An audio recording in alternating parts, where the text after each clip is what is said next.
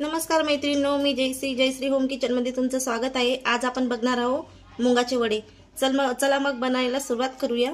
मी एक पावशर डाळ घेतलेली आहे, ती भिजवत ठेवली होती आणि एक वाटी डाळ मी बाजूला काढलेली आहे। आपण हे मिक्सर मधून थोडी जाडसर काढून घेणार आहोत। डाळीचं पाणी पूर्ण निथळून घेतलेलं आहे, बघू शकता तुम्ही। आता आपण बनवायला सुरुवात करूया।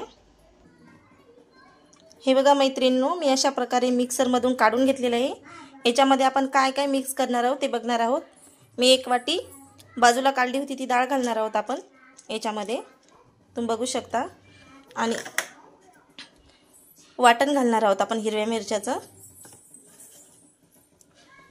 आणि एक मोठी वाटी कांदा घेणार आहोत, ओवा, जिरे,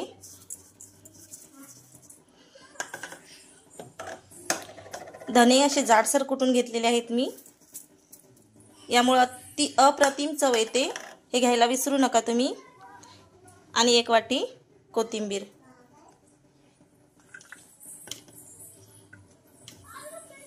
चवीनुसार मीठ,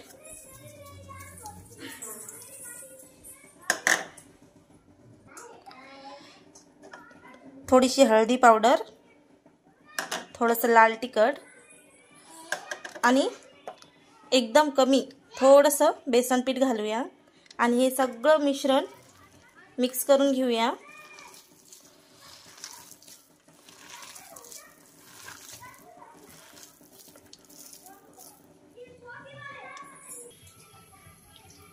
अशा प्रकारे आपण पीठ सगळं एकत्र करून घेतलेलं आहे। तर सगळे जिन्नस टाकून याचे असे बॉल्स तयार करायचे आहेत आणि हातावर असा वडा तयार करून घ्यायचा आहे। चवीला अप्रतिम लागते, कुरकुरीत होतो।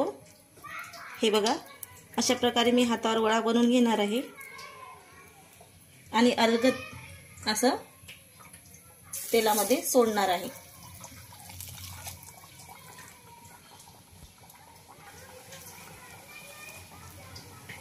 अशाच प्रकारे आपल्याला सगळे वडे बनवून घ्यायचे आहेत।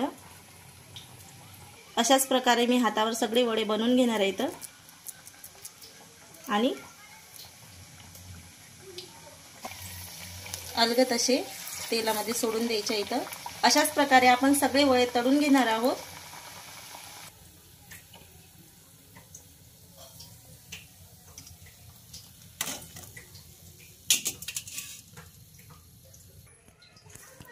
गरमागरम वडे आपले तयार आहेत, तुम्ही बघू शकता किती सुंदर झालेले आहेत। तुम्ही नक्की ट्राय करून बघा। नवीन असाल तर लाईक करा, सबस्क्राइब करा आणि बेल आयकॉनला प्रेस करा। आणि काही टिप्स सांगते मी, जेव्हा पण तुम्ही डाळ ग्राइंडिंग करता तेव्हा अजिबात पाण्याचा वापर करायचा नाही आहे आणि तळता वेळेस हाय फ्लेमवर तळायचे नाही, थोडं